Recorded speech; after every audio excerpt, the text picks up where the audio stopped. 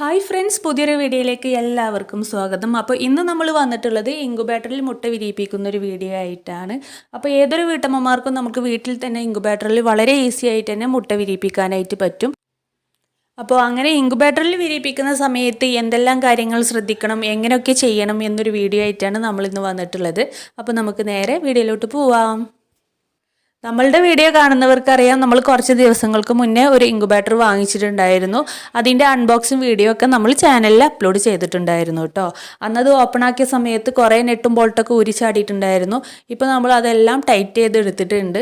അപ്പോൾ ഇന്നാണ് നമുക്ക് അതിൽ വെക്കാനുള്ള മുട്ട റെഡിയായി കിട്ടിയിട്ടുള്ളത്. അപ്പോൾ ഒരു ഏകദേശം 120 മുട്ട വെക്കുന്ന ഇൻക്യുബേറ്ററാണ് നമ്മൾ വാങ്ങിച്ചിട്ടുണ്ടായിരുന്നത്. നമ്മളെടുത്ത് ഇപ്പോൾ ഒരു 102 മുട്ട വരെ കിട്ടിയിട്ടുണ്ട്. അപ്പോൾ ആ 102 മുട്ട നമ്മൾ അങ്ങ് വെക്കാമല്ലോ എന്ന് വിചാരിച്ചിട്ടോ.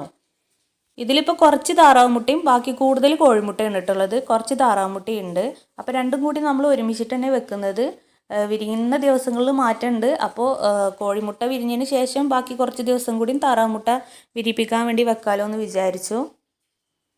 അപ്പോൾ ഇതാ നമ്മളുടെ മുട്ടൊക്കെ റെഡിയായി കിട്ടിയിട്ടുണ്ട്. ഇനി നമുക്ക് ഇൻക്യുബേറ്റർ വർക്ക് ചെയ്യുന്നുണ്ടോ, എന്താ പാടെന്നൊക്കെ നോക്കാം. അപ്പോൾ ഇതാ 40 വോൾട്ടിൻ്റെ ബൾബാണ് നമ്മൾ അതിൽ ഇട്ട് കൊടുക്കാനായിട്ട് പറഞ്ഞിട്ടുള്ളത്.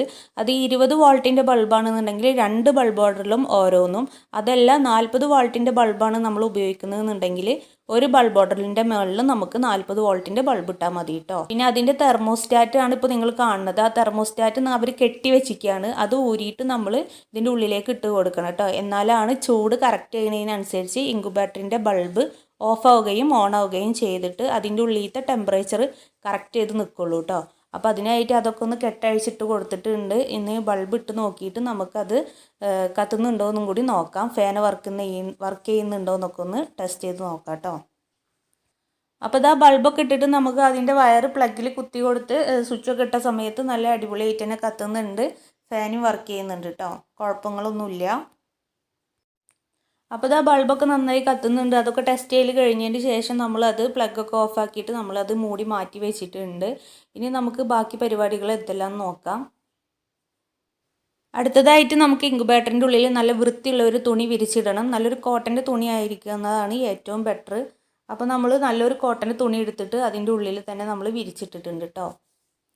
തുണി വിരിക്കുമ്പോൾ ചുളിവൊന്നും ഇല്ലാതെയും കണ്ടിട്ട് നല്ല വൃത്തിക്ക് തന്നെ വിരിച്ചിടാനായിട്ട് ശ്രദ്ധിക്കുക. അപ്പോൾ 4 മൂലയൊക്കെ നല്ല അടിപൊളിയായിട്ട് തന്നെ സെറ്റ് ചെയ്തിട്ട് നല്ല വൃത്തിക്ക് തന്നെ വിരിച്ചിട്ടിട്ടുണ്ട് കേട്ടോ. ഇനി അടുത്തതായിട്ട് നമ്മൾ ചെയ്യുന്നത് മുട്ടയുടെ മേൽ മാർക്ക് ചെയ്യുക എന്നുള്ളതാണ്. അപ്പോൾ ഞാൻ എം ഒരു ഭാഗത്തും എൻ ഒരു ഭാഗത്താണ് മാർക്ക് ചെയ്തിട്ടുള്ളത്.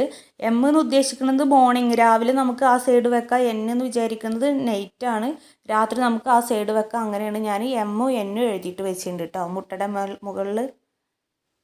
അങ്ങനെ ബിസ്മിയൊക്കെ ചെല്ലിയിട്ട് ആദ്യത്തെ മുട്ട തന്നെ നമ്മൾ ഇൻക്യുബേറ്ററിലേക്ക് വെച്ചിട്ടുണ്ട് കേട്ടോ. ആദ്യം ഞാൻ ഓരോ മുട്ട എഴുതിയതിനനുസരിച്ച് വെച്ച് നോക്കി.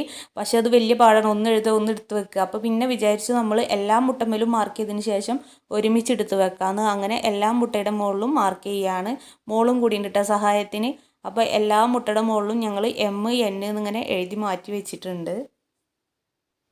അപ്പോൾ നമ്മൾ 100 മുട്ടയാണ് ഇതിൻ്റെ ഉള്ളിൽ വെച്ചിട്ടുള്ളത്. 100 മുട്ടയ്ക്ക് നമ്മൾ 37 ഡിഗ്രി സെൽഷ്യസാണ് നമുക്ക് ചൂട് ആവശ്യമുള്ളത് കേട്ടോ. അപ്പോൾ നമ്മൾ ഇൻവെർട്ടറൊക്കെ ഉള്ള ഒരു പ്ലഗിൽ കുത്താനായിട്ട് ശ്രദ്ധിക്കുക. കറണ്ട് തീരെ പോകാനായിട്ട് പാടില്ല. ഫുൾ ടൈം അതിൻ്റെ ഉള്ളിലത്തെ ഫാൻ ഇങ്ങനെ വർക്ക് ചെയ്തുകൊണ്ടിരിക്കണം കേട്ടോ. അങ്ങനത്തെ കാര്യങ്ങളൊക്കെ ശ്രദ്ധിച്ചാൽ മതി.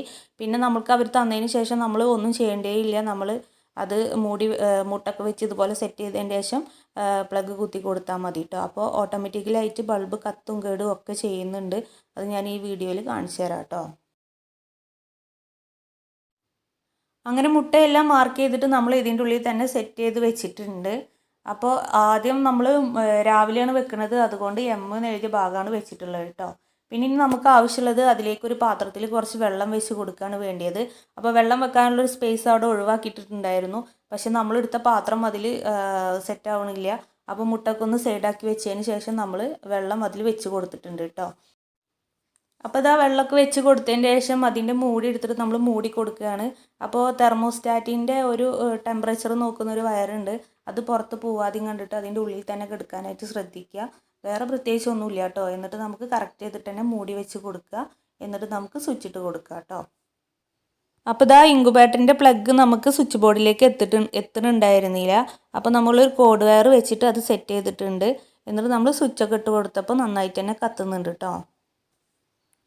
ഇനി അടുത്തതായിട്ട് നമ്മൾ ശ്രദ്ധിക്കേണ്ട കാര്യം എന്താണെന്ന് വെച്ചാൽ മുട്ട തിരിച്ച് വെച്ച് കൊടുക്കേണ്ടതാണ്. അപ്പോൾ നമ്മൾ ആദ്യം തന്നെ ഇൻക്യുബേറ്ററിൻ്റെ സ്വിച്ച് ഓഫാക്കിയതിന് ശേഷം ആ മൂടിനെ മാറ്റി വെക്കുക. എന്നിട്ട് മുട്ട നമ്മൾ തിരിച്ച് വെച്ച് കൊടുക്കുക കേട്ടോ. ഒരു ദിവസം രാവിലെയും വൈകിട്ടും നമ്മൾ മുട്ട തിരിച്ച് വെച്ച് കൊടുക്കണം. പറ്റുമെങ്കിൽ 3 പ്രാവശ്യമൊക്കെ തിരിച്ച് വെച്ച് കൊടുക്കുന്നത് നല്ലതാണ്. നമ്മളിവിടെ 2 പ്രാവശ്യമാണ് മുട്ട തിരിച്ച് വെച്ച് കൊടുക്കുന്നത് കേട്ടോ. അപ്പോൾ ഒരു ഏകദേശം 18 ദിവസമാണ് നമ്മളിങ്ങനെ മുട്ട തിരിച്ചും മറിച്ചും വെച്ച് കൊടുക്കേണ്ടത്. 18 ദിവസം കഴിഞ്ഞതിന് ശേഷം മുട്ട തിരിച്ചും മറിച്ചും വെച്ച് കൊടുക്കേണ്ട ആവശ്യമില്ല. ഒരു 21ാമത്തെ ദിവസം മുതൽ കോഴിക്കുഞ്ഞുങ്ങൾ വിരിഞ്ഞു തുടങ്ങും കേട്ടോ. പിന്നെ അടുത്തതായിട്ട് നമ്മൾ ശ്രദ്ധിക്കേണ്ട കാര്യം എന്താണെന്ന് വെച്ചാൽ നമ്മൾ ഇൻക്യുബേറ്ററിൻ്റെ ഉള്ളിൽ വെച്ച് കൊടുത്ത വെള്ളം കുറയുന്നുണ്ട് എന്നുണ്ടെങ്കിൽ നമ്മൾ അതിലേക്ക് വെള്ളം ഒഴിച്ച് കൊടുക്കുക കേട്ടോ. പിന്നെ നമ്മൾ മുട്ട തിരിച്ച് വെക്കാനായിട്ട് ഇൻക്യുബേറ്റർ ഓപ്പൺ ആക്കുന്ന സമയത്ത് മാത്രം നമ്മൾ സ്വിച്ച് ഓഫ് ചെയ്യുക. അല്ലാത്ത സമയത്ത് നമ്മൾ സ്വിച്ച് ഓഫ് ചെയ്യേണ്ട ആവശ്യമില്ല. ബൾബ് ഓട്ടോമാറ്റിക്കലി കട്ട് ഓഫ് ആവും കേട്ടോ, കെടും ചെയ്യും.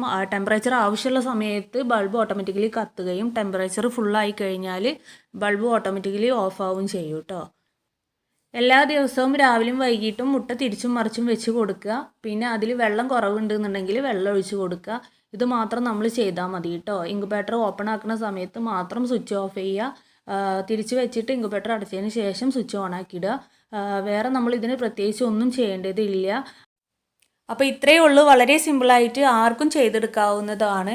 അപ്പോൾ 100 മുട്ടയൊക്കെ ഒരുമിച്ച് വിരിയിപ്പിക്കാൻ വേണ്ടിയിട്ട് നിങ്ങൾ ഇൻക്യുബേറ്റർ ഇങ്ങനെ സെറ്റ് ചെയ്തിട്ടുള്ള ഒരു ഇൻക്യുബേറ്റർ വാങ്ങിക്കുന്നത് വളരെ നല്ലതാണ്. അപ്പോൾ ഇൻഷാ അല്ലാഹ് 21ാമത്തെ ദിവസം നമ്മളുടെ മുട്ട വിരിഞ്ഞ് കിട്ടുമെന്ന് പ്രതീക്ഷിക്കുന്നു. നിങ്ങളെല്ലാവരും പ്രാർത്ഥിക്കുക കേട്ടോ. അപ്പോൾ ഇത്രയേ ഉള്ളൂ. അപ്പോൾ ഇന്നത്തെ വീഡിയോ എല്ലാവർക്കും ഇഷ്ടപ്പെട്ടു എന്ന് വിചാരിക്കുന്നു. ഇഷ്ടപ്പെട്ടാൽ ലൈക്ക് ചെയ്യുക, ഷെയർ ചെയ്യുക, സബ്സ്ക്രൈബ് ചെയ്യുക. അപ്പോൾ അടുത്തൊരു അടിപൊളി വീഡിയോ ആയിട്ട് വീണ്ടും വരുന്നതാണ്. അതുവരേക്കും ഓക്കെ, ബൈ.